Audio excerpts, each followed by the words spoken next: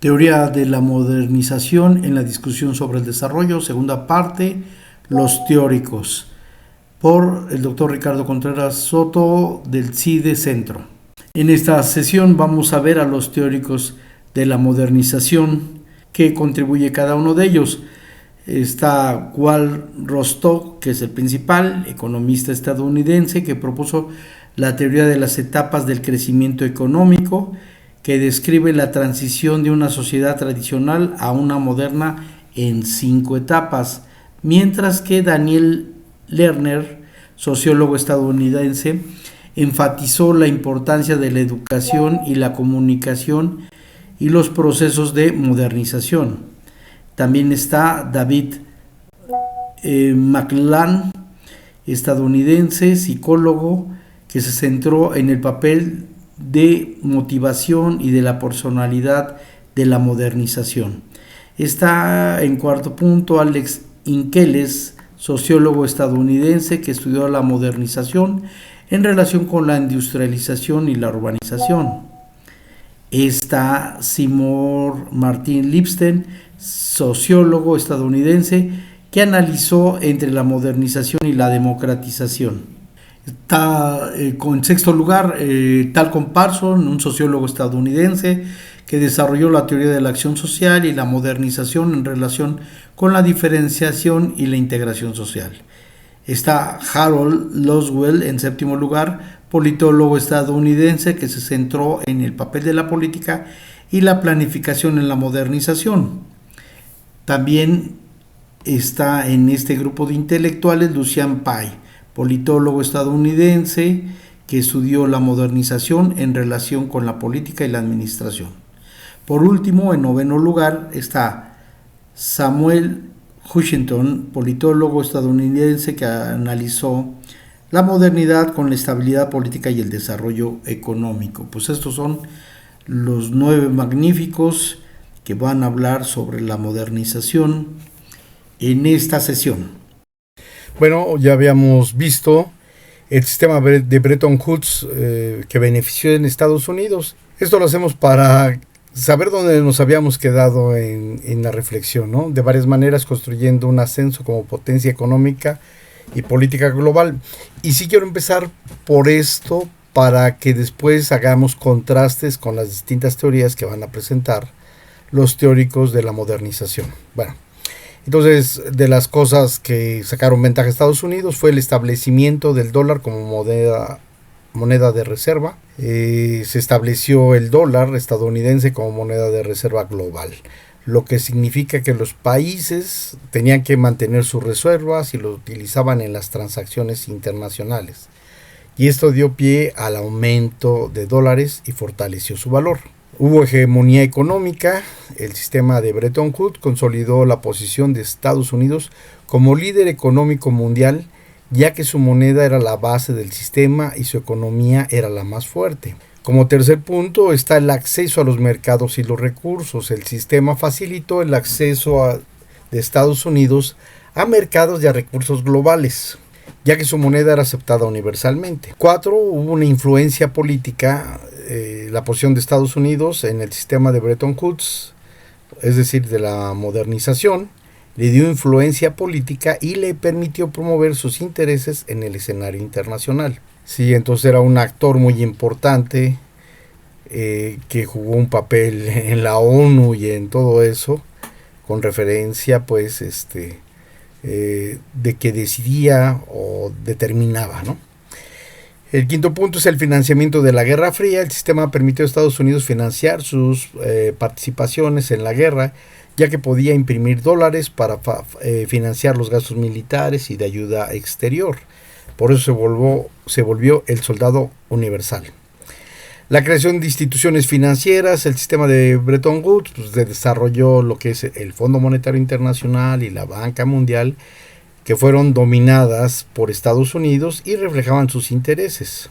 La promoción del comercio y la inversión, el sistema fomentó el comercio y la inversión internacionales, lo que benefició a las corporaciones de Estados Unidos y contribuyó al crecimiento de Estados Unidos. Bueno, dicho lo anterior, ahora vamos a pasar a conocer a sus teóricos, y bueno, ya hablamos de Walt Rostow, que es dentro de la teoría del desarrollo, el que hace planteamientos importantes sobre el desarrollo económico de los países. Esa teoría intenta explicar cómo los países pueden pasar de una economía tradicional a una economía moderna, cómo los países pueden alcanzar el crecimiento económico y el desarrollo a largo plazo.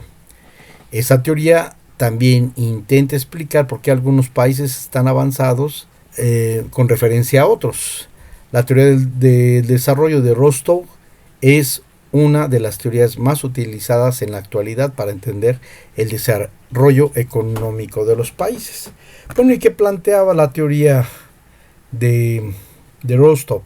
Bueno, pues él planteaba 5 etapas de crecimiento económico. Entonces partía de que hubo sociedades tradicionales caracterizadas por una economía basada en la agricultura y una estructura social rígida. Después sigue la segunda fase, que es la precondiciones para el despegue. Se inician cambios en la economía como la introducción de nuevas tecnologías y mejoras de infraestructura. Luego hay una tercera fase que se llama despegue y hablaba de un periodo rápido de crecimiento económico impulsado por la industrialización y la inversión en los sectores clave. Hubo la cuarta fase, el cuarto estadio, que habla sobre el camino hacia la madurez. La economía se diversifica y se expande con avances tecnológicos y mejoras de productividad.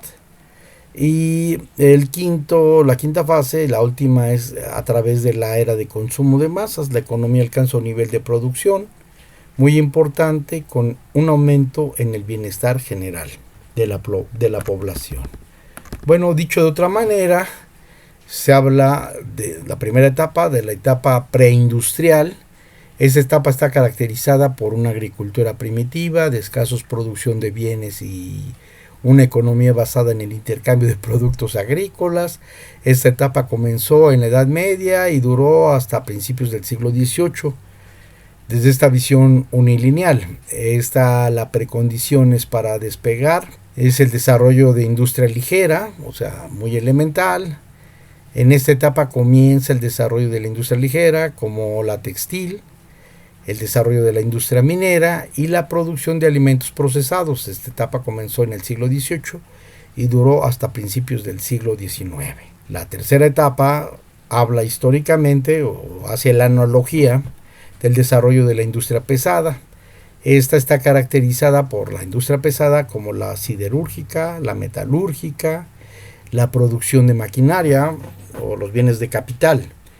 Esta etapa comenzó a mediados del siglo XIX y duró hasta principios del siglo XX. También está conocida como la etapa de la dirección.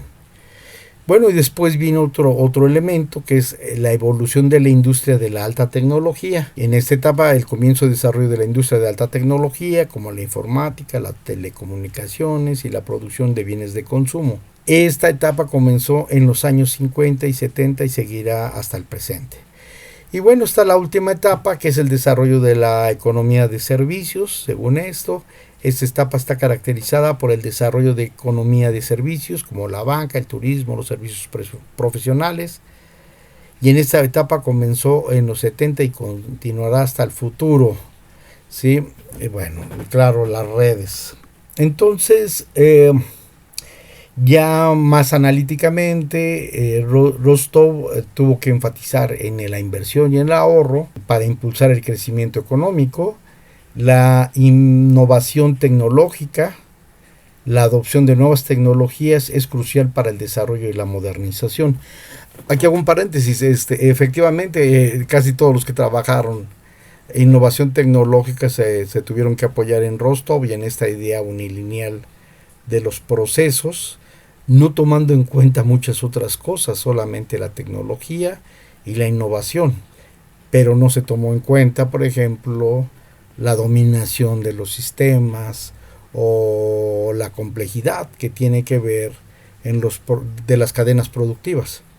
Bueno, está la expansión de los sectores clave.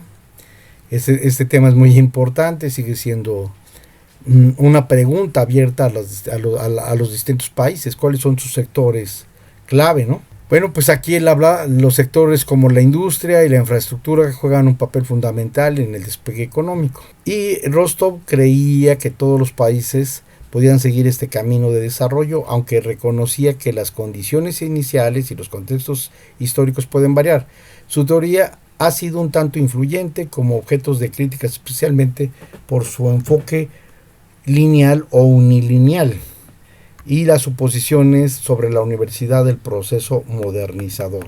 Rostov es conocido por sus etapas de crecimiento económico, pero las críticas que se les hacen es precisamente el etnocentrismo o el eurocentrismo, incluyendo a Norteamérica, que se basa en experiencias de desarrollo de los países occidentales y asume que todas las sociedades deben seguir el mismo camino para alcanzar el desarrollo.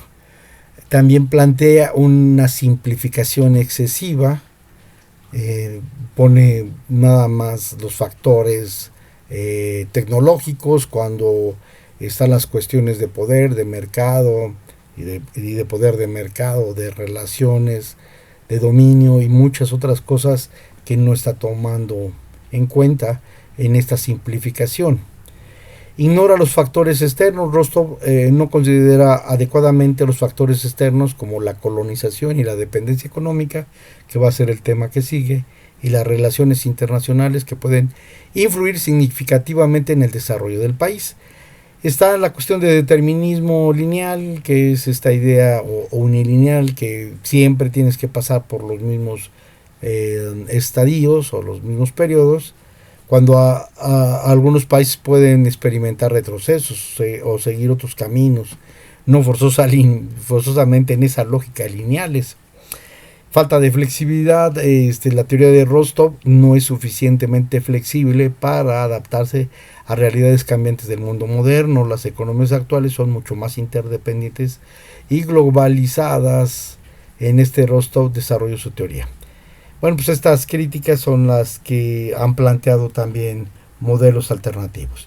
Sin embargo, aun cuando hay otro modelo que se llama el modelo de globalización, que retoma esta idea de modernización y ser moderno, sí perdura muchas de los planteamientos ideológicos, y señalo ideológicos, de la teoría de Rostov. Bueno, ahora nos vamos con Daniel Lerner. Es un sociólogo que enfatizó la importancia de la educación y la comunicación. Lerner sostiene que es posible crear experiencias de desarrollo en innovación a través de nuevos medios, especialmente el uso de la televisión. Y las bases modernizadoras, acuérdense que estamos hablando de los 50, 60, parten de estudios acerca de la propaganda. Él las estudió la propaganda de la Segunda Guerra Mundial, entonces sabía la influencia de la propaganda que se daba en los cines, en el periódico y en los medios de esa época, y la posibilidad de una proyección positiva a los estímulos y transmisión del conocimiento capaz de remover estados psicológicos y culturales del subdesarrollo. Esto es crear una empatía en las poblaciones de territorios deprimidos a través de medios con la modernidad de las sociedades más avanzadas. Más allá del efecto manipulador de la propaganda, Lerner reasigna a la comunicación un papel determinante en la modernización. La acción de los medios, junto a la educación, la urbanización, se convertían en factores dinámicos de transformación de las sociedades atrasadas, cuya proyección no solo miraba mejor la economía, sino también la democracia. Siguiendo pues este planteamiento del crecimiento de Rostov, la democracia venía manteniendo que la acción de los medios podía ser un catalizador para cortar las fases y crear ambientes favorables que asocien la modernización a la idea de cambio necesario. Las reflexiones de Lerner encuadran dentro de la llamada corriente difusionista, donde participan Wilbur, Schwartz y Everett Stroyer, que han sido consideradas un germen teórico de la comunicación para el desarrollo.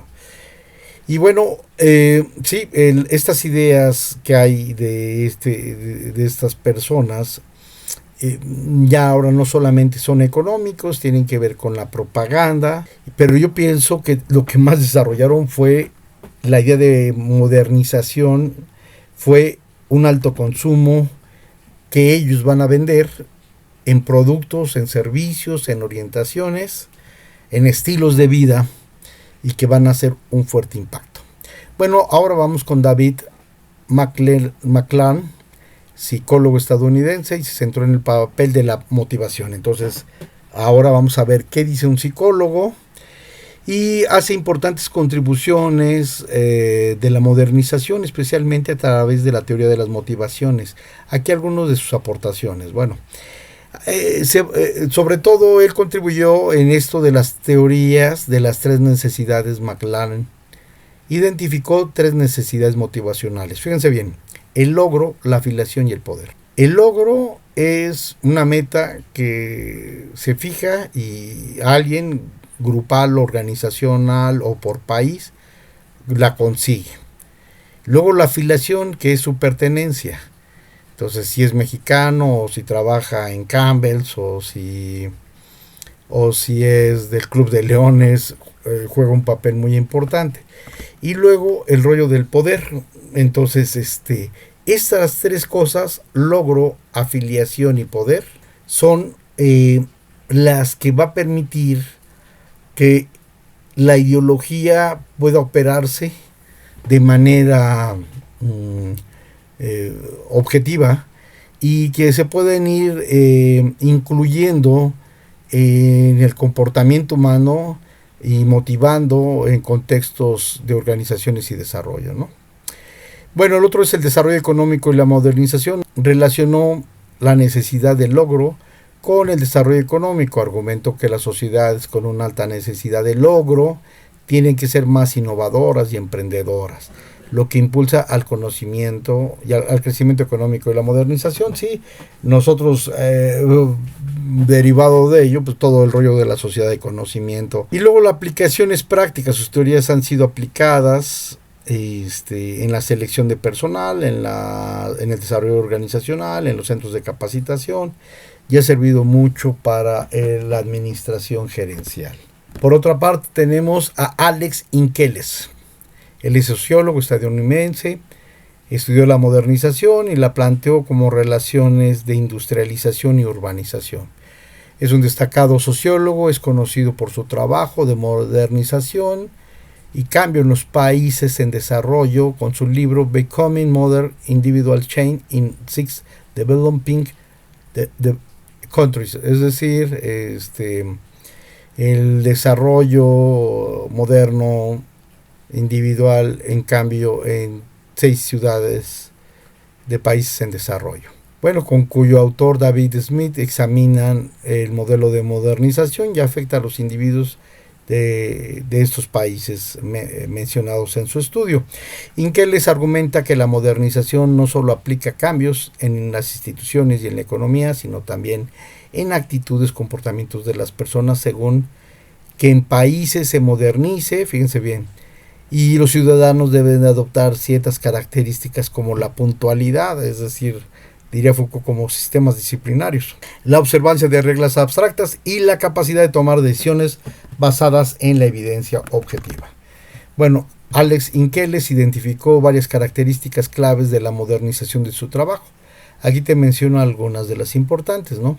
La apertura a la innovación. Las personas de una sociedad modernizada tienen que estar abiertas a nuevas ideas y a nuevas tecnologías. La racionalidad y la objetividad en la toma de decisiones se basa en la lógica en lugar de tradiciones y supersticiones. El individualismo, que se va a alimentar, va a generar la autonomía y la independencia personal con enfoques del desarrollo individual. Entonces ya no va a pensar en la comunidad, ya no va a pensar socialmente, ya no va a pensar en ecología, solamente el sujeto debe de pensar en sí mismo. La movilidad social. Existe una mayor oportunidad para que las personas mejoren su estatus social a través de la educación y el trabajo. Y por eso va a ser punto de estadística nacional y de preocupación la situación de movilidad de trabajo, elementos del desarrollo. Y luego está la participación en organizaciones. Las personas participan activamente en organizaciones, asociaciones, lo que fomenta la cooperación y el trabajo en equipo. Sí, ya no van a trabajar los individuos solos, sino a través de corporativos. La puntualidad y la planificación, se valora la puntualidad y la capacidad de planificar a largo plazo. Estas son las características que reflejan la modernización. No solamente transforma las estructuras sociales, sino también las actitudes y los comportamientos individuales. Bueno, el quinto autor es Simon Martin Lipstein, sociólogo estadounidense, y analizó las relaciones entre la modernización y la democratización. Simon Martin Lipstein fue uno de los destacados sociólogos politólogos conocidos en su teoría de la modernización. Esta teoría sostiene que la democracia es el resultado directo del crecimiento económico. Hace este tipo de afirmaciones, donde según Lipstein, a medida que las sociedades se desarrollan económicamente, también tienden a adoptar instituciones democráticas. Yo me pregunto, ¿cuál democracia? No forzosamente es una democracia participativa, es una democracia representativa, que ya vinieron sobre todo trabajando los europeos y los norteamericanos, pero que no es tanto esta de trabajar, cooperar, hacer conciencia colectiva, ¿no? La teoría de la modernización, sino es sobre todo esta idea del voto, de fórmate, de la representación, de que él te va a representar y que debe haber cuentas claras, pero no forzosamente, no es tan mecanicista la situación, ¿no? Y esta idea de democracia también está muy limitadita. La teoría de la modernización sugiere que las sociedades tradicionales puedan evolucionar a sociedades más modernas mediante la adopción de prácticas más avanzadas y tecnológicas. Este proceso implica cambios de estructura social, política y económica y se basa en la idea de desarrollo económico que conduce a la estabilidad política y a la democratización. Bueno, estas teorías sostienen que el desarrollo económico es factor clave para la democratización de la sociedad. Primero, el crecimiento económico de Lipstein argumenta que el crecimiento económico crea las condiciones necesarias para la democracia. Bueno, al haber más gentes y a tener demandas, no se llega a esta conjetura, ¿no? A medida que una sociedad se enriquece, se generan mayores niveles de educación, urbanización y comunicación, lo que facilita la participación política y la estabilidad democrática. Se ve de manera muy simple y habría que ver si las participaciones, las preocupaciones colectivas, de dónde emanan o cuál es esta idea que sostiene esta democracia formal, donde el voto, el partido es lo que el fin, mientras que hay otros modelos democráticos de participación, preocupación, involucramiento, que no es el que está considerando Lipstein. La estructura social y el desarrollo económico también transforma la estructura social, reduciendo las diferencias de clase y promoviendo la clase media más amplia y educada, que es fundamental para la estabilidad democrática. Sí, pues se salta muchas cosas y da por hecho que a través del ingreso se incrementa el nivel educativo y se incrementa cuando, para empezar, habría que ver los mecanismos de redistribución y los mecanismos de formación. Bueno, está la cuestión de Lipstein sobre legitimidad y eficiencia, donde destaca la importancia de la legitimidad y la eficiencia de las instituciones políticas. Una democracia estable necesita instituciones que sean percibidas como legítimas y eficaces. Y una modernización cultural, además del crecimiento económico, debe ir a la par, que incluye cambios de valores y actitudes hacia la autoridad, la participación política, y es crucial el desarrollo económico. Bueno, este es Lipstein. Ahora nos vamos con Talcott Parsons, el sexto de los teóricos de la modernización. Es un estadounidense y generó la teoría de la acción y de la modernización. Talcott Parsons fue un sociólogo influyente en la teoría de la modernización. Su enfoque se centró como en las sociedades evolucionan y se desarrollan a través de la diferenciación estructural y la integración de sistemas sociales. Parsons argumentó que la modernización implica un proceso de cambio en que las sociedades se vuelven más complejas y diferenciadas, con instituciones especializadas que cumplen funciones específicas. Parson también destacó la importancia de los valores culturales y las normas sociales dentro del proceso de modernización. Según él, la modernización no solo trata de cambios económicos y tecnológicos, sino también de cambios de actitudes y de comportamientos en las personas. Entonces, son principalmente los 4 puntos, ¿no? El sistema de acción, que identificó 4 elementos clave que constituyen el sistema de acción. El primero es el actor, el individuo o grupo que realiza la acción, los medios, que son los recursos o los instrumentos utilizados para lograr la acción, los fines, los objetivos o metas para poder llevar a cabo la acción, y las condiciones, que es el contexto situacional en las que se lleva a cabo la acción. Bueno, con estos 4 elementos ya él resuelve la cuestión de la teoría de la acción. Parson propuso el esquema ágil, que es una abreviación que describe 4 funciones necesarias para la estabilidad en el sistema social. La primera es adaptación, cómo el sistema se adapta a su entorno. El logro de metas es la G, es goals, o sea, las metas, como el sistema que define y alcanza los objetivos. La I es la integración, como el sistema que mantiene la cohesión interna. Y la L es la latencia, como el sistema mantiene y transmite valores y normas. Hay una diferenciación estructural en el concepto y se refiere a procesos mediante los cuales la sociedad se vuelve más compleja y especializada, con instituciones y roles específicos que cumplen funciones particulares. Y luego está el funcionalismo estructural, que él es el papá del estructural funcionalismo. Entonces, como un sistema compuesto de partes interrelacionadas, cada una funciona y contribuye a la estabilidad y al equilibrio del todo. Bueno, pues ¿cuáles son las críticas? Pues que ignora el conflicto y el cambio social. Parson fue criticado por no considerar adecuadamente la lucha política y económica, así como las bases del cambio social.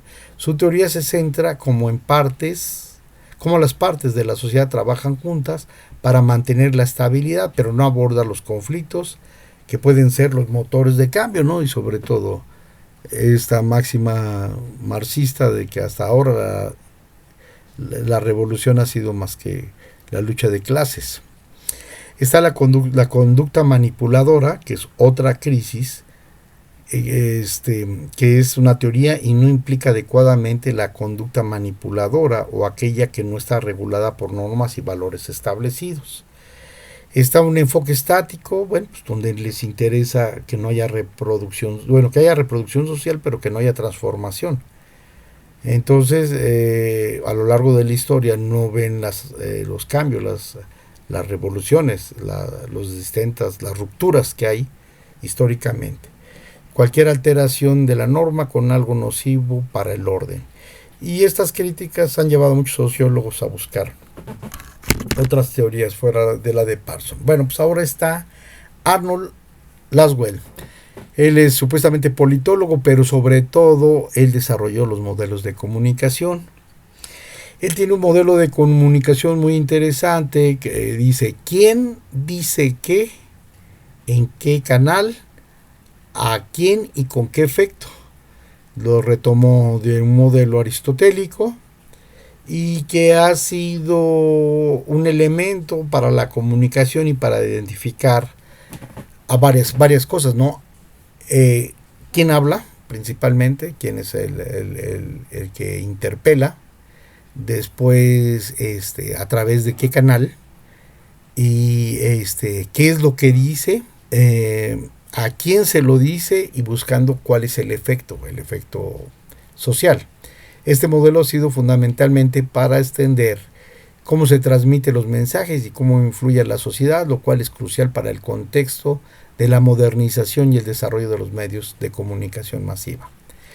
Está la psicología política. Laswell integró los conceptos de psicología en el análisis político, explorando cómo líderes y las masas se comportan en la toma de decisiones, y su enfoque de psicología política ayudó a entender y a mejorar los procesos de cambio social y de política que son esenciales para la modernización. La propaganda y el simbolismo. Laswell estudió la propaganda y el simbolismo en la política, analizando cómo los gobiernos y otros actores utilizan estos elementos para influir la opinión pública y promover agendas de modernización, ¿no? Entonces, por ejemplo, las cuestiones religiosas se pueden manipular o las cuestiones afectivas se pueden manipular. Entonces, a eso se refiere la cuestión de propaganda y simbolismo, que coincide pues con otro de los investigadores que estudió la propaganda. Laswell fue el pionero en análisis de políticas públicas, proponiendo un enfoque multidisciplinario que incluía la economía, la sociología, la psicología. Este enfoque es vital para diseñar e implementar políticas efectivas que promuevan la modernización y el desarrollo. Entonces, Arnold Laswell es el papá de las políticas públicas y esta visión transversal que debe verse, pero no con una orientación propiamente democrática. Bueno, y lo que sigue es Laswell también exploró las relaciones de democracia y desarrollo, argumentando que una sociedad democrática es más propensa a experimentar desarrollo sostenible y equitativo. Su trabajo en este campo ha influido como percibe la modernización en contextos políticos diversos, y estas son las contribuciones que generó Arnold Laswell. Sin embargo, el modelo de comunicación de Arnold Laswell se relaciona estrechamente con la modernización. Está la difusión de la información. El modelo de quién dice qué, en qué canal y con qué efecto es fundamental para entender cómo se difunde la información y para entender de una manera moderna. La capacidad de transmitir la información de manera efectiva es crucial en el desarrollo de las tecnologías, las políticas y las prácticas sociales. La influencia de en la opinión pública, si eso es lo importante, es cómo van a mantener estos mensajes de modernización en los medios de comunicación de forma vital en la formación de opinión pública, ¿no? Donde sea una consigna social, un deseo de ser moderno, ¿sí? Y Laswell pues ayudó a analizar cómo los mensajes de modernización son recibidos y procesados en diferentes segmentos de la población, y esto es esencial para implementar cambios sociales y económicos de manera efectiva. Está la situación de propaganda y cambio social. Laswell estudió la propaganda como una herramienta para influir en la opinión pública, para manipular y promover agendas políticas en el proceso de modernización. Los gobiernos de otras instituciones pueden utilizar la propaganda para fomentar apoyos de nuevas políticas y reformas. Educación y conciencia. La modernización a menudo implica cambios de educación y de conciencia pública. El modelo de Laswell puede aplicarse para diseñar campañas educativas que informen a la población sobre nuevas tecnologías, prácticas de salud y otros aspectos importantes para el desarrollo. Sobre la evaluación de impacto, finalmente el modelo de Laswell permite evaluar el impacto de los mensajes de la modernización al analizar con qué efecto se realizan los mensajes. Los responsables de las políticas pueden ajustar las estrategias para mejorar la eficiencia de las iniciativas de modernización. El modelo de comunicación de Laswell proporciona un marco útil para entender y gestionar los procesos de comunicación de una sociedad. Sin embargo, actualmente con las redes, ¿no?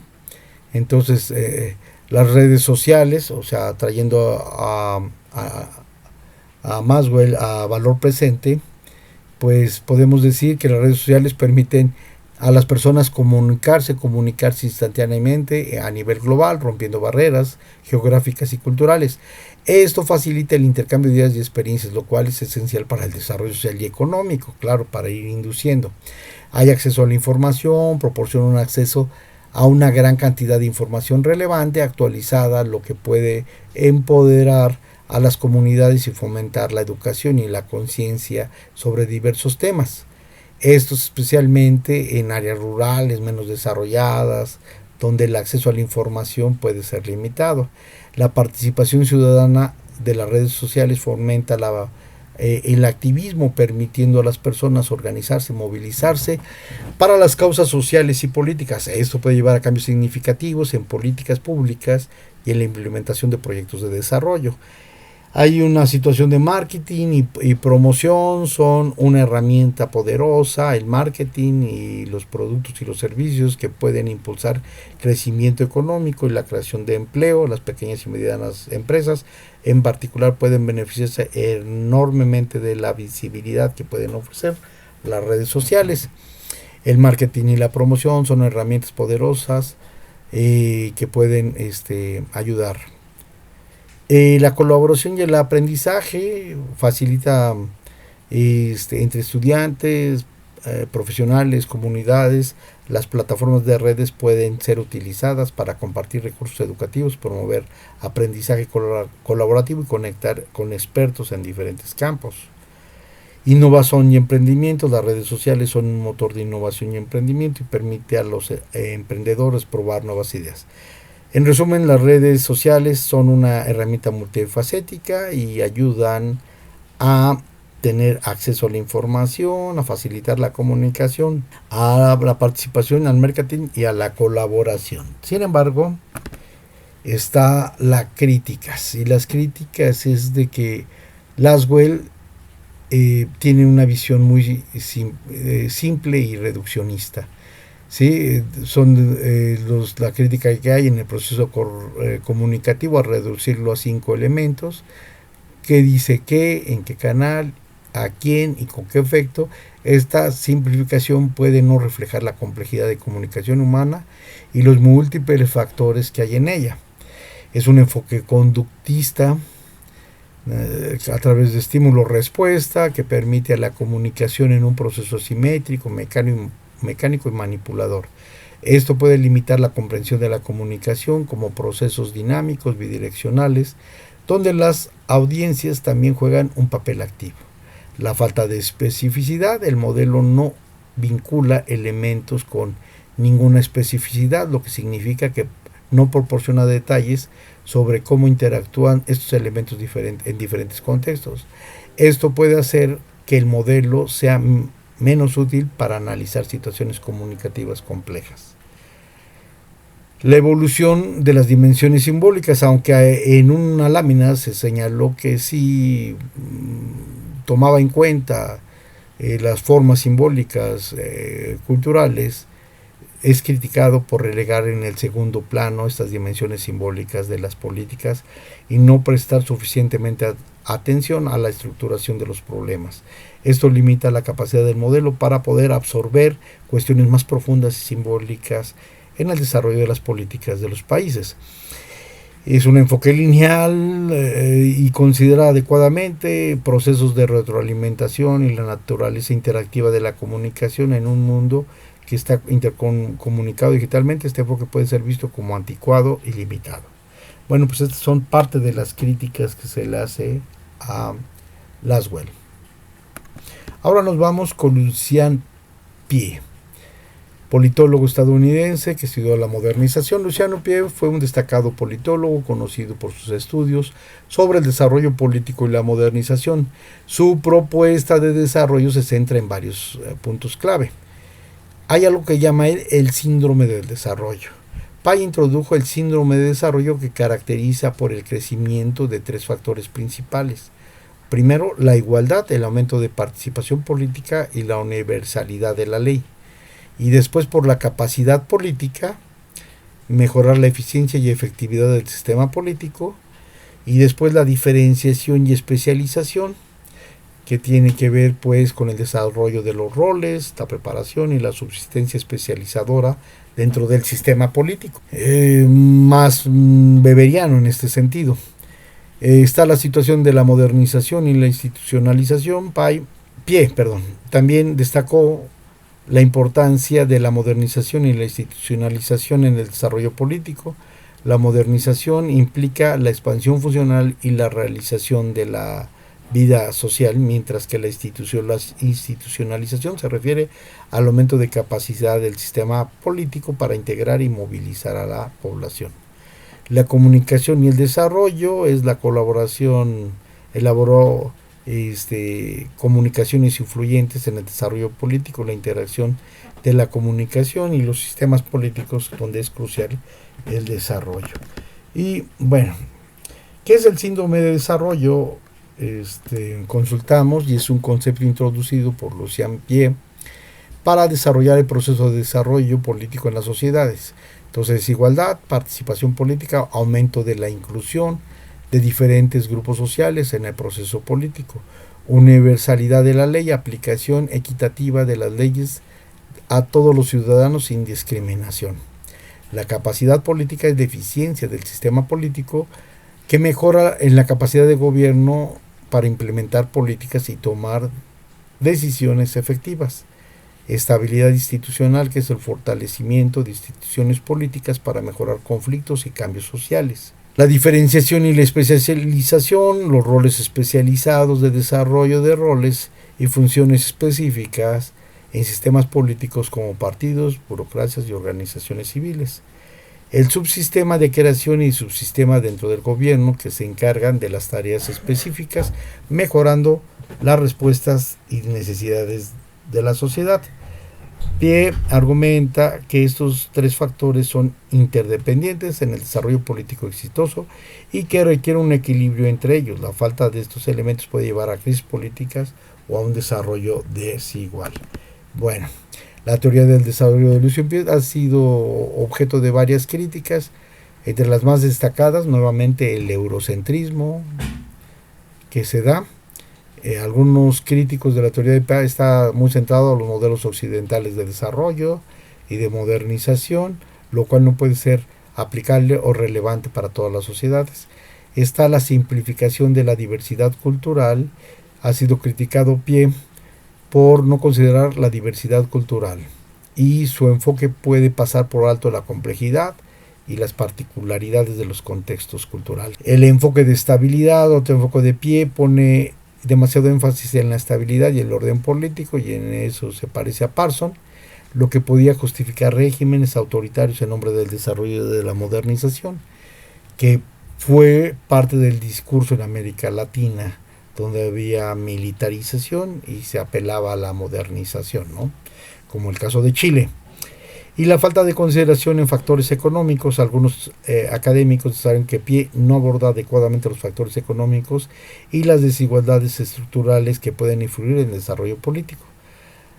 Hay una dependencia de la comunicación. Pie ha sido criticado por su enfoque de comunicación como un factor central del desarrollo, argumentando que esto puede ser una visión reduccionista que no considera elementos estructurales.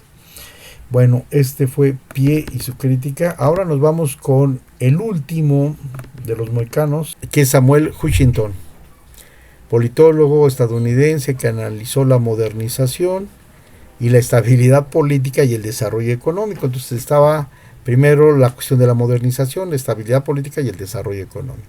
Samuel Huntington fue uno de los politólogos estadounidenses conocido por su teoría del choque de las civilizaciones. Sí, destacó mucho con este libro, pero fue más reciente.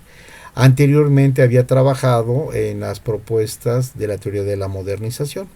Sobre la teoría de la modernización, Huntington argumentaba que el desarrollo político y económico de los países seguía un proceso de modernización que implicaba varios cambios estructurales y culturales. Aquí los puntos claves. Por ejemplo, dice, cambio social y político. Huntington sostenía que el desarrollo económico llevaba inevitablemente a los cambios sociales y políticos. A medida que las sociedades se modernizan, experimentan una mayor diferenciación social y una mayor participación política. O sea, hay más división de trabajo y hay supuestamente pues una ampliación de la participación política. La institucionalización para Huntington es la estabilidad política en los países en desarrollo y dependía de la institucionalización, es decir, la capacidad de las instituciones políticas para adaptarse y gestionarse a los cambios sociales y económicos. En su libro sobre el orden político y el cambio de sociedades, Huntington argumentaba que el orden político es esencial para el desarrollo. Sin orden político estable, los países no pueden sostener el crecimiento económico ni la modernización. El conflicto y el cambio. Huntington también reconocía un proceso de modernización que puede generar conflictos, ya que los cambios rápidos pueden desestabilizar las estructuras políticas existentes. Sí, lo que ellos querían era como más controlar las formas de cambio, ¿no?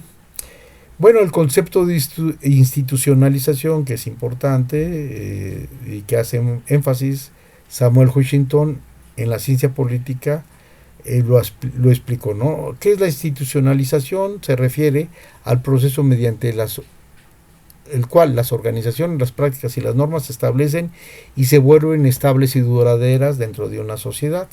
En el contexto político, esto significa que las instituciones políticas como los partidos, el sistema judicial y las agencias gubernamentales se desarrollan y se fortalecen hasta el punto de ser capaces de gestionar y regular el comportamiento social y político de manera efectiva. Las características de institucionalización deben ser estabilidad y durabilidad, y no saltos o cuestiones fuertes. Las instituciones bien institucionalizadas son estables y perdurarán por tiempo, incluso frente a cambios sociales y políticos.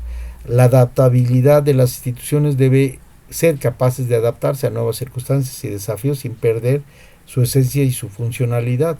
La legitimidad de las instituciones son cuando son aceptadas y respetadas por la sociedad.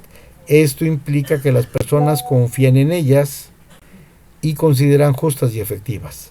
Las autonomías son las instituciones deben tener una gran autonomía que permita operar sin interferencias indebidas de actores externos, de grupos de interés o de individuos de poder. La importancia de la institucionalización es que proporciona orden y estabilidad. Sin instituciones fuertes, la sociedad puede caer en el caos y la anarquía, especialmente durante periodos de cambio rápido. Facilita la participación política y a través de canales, las instituciones bien desarrolladas permiten más participación y aseguran esta participación que sea ordenada y constructiva. Promueve el desarrollo económico, las instituciones estables crean un entorno propicio para el crecimiento económico que ya proporcionan las reglas y las normas necesarias en el funcionamiento de los mercados y la protección de derechos de propiedad, que es lo que les preocupa. Y los ejemplos de institucionalización, pues hay democracias consolidadas, países de sistemas democráticos bien establecidos como Estados Unidos o el Reino Unido, donde las instituciones políticas han evolucionado y se han fortalecido a lo largo de los siglos. Habrá que ver. Y las organizaciones internacionales, instituciones como las Naciones Unidas, las Uniones Europeas o la OEA, que han desarrollado estructuras y normas para gestionar relaciones internacionales y promover la cooperación en los países. Aquí hay bastantes cosas que podríamos aplicar, la crítica, por ejemplo, a la Organización de los Estados Americanos. Y las instituciones es, por lo tanto, un proceso continuo y dinámico de estabilidad y desarrollo de la sociedad. Bueno, entonces sí saben que es muy importante tener el dominio de las instituciones por parte, pues, de los grupos de poder y de estos modernizadores. Bueno, las críticas de la teoría de modernización ha sido un campo de ciencias políticas, se le ha criticado el enfoque lineal y por no considerar adecuadamente las particularidades culturales y contextuales de cada país. Y bueno, por eso hicimos ese ejercicio donde veíamos en quién fue el gran beneficiario. Pues Estados Unidos permitió tener como moneda mucho tiempo al dólar, permitió desarrollar dos instituciones, el Fondo Monetario Internacional, el Banco Mundial, que trabaja por los intereses. Pero bajo esta teoría de la modernización, pues muchos países se clavaron, y muchos tecnócratas de distintas épocas trabajaron por ello, y bajo este discurso de la modernización ha sido, pues, como se ha implementado el capitalismo truculento, ¿no? En muchas cosas, y que no forzosamente tienen que ver con las mejoras de condiciones de vida material y social, simbólico, de las sociedades. Bueno, espero haber recorrido con estos autores estas ideas que parten de lo económico, de lo político, de la propaganda comunicacional, de las formas de comunicación con Laswell, de formas de organización que tienen que ver con el estructural funcionalismo y con Samuel Washington, también con otras formas de instituciones. Bueno, pues continuamos en esta odisea y ya presentamos pues a los principales autores de la teoría de la modernización. Muchas gracias.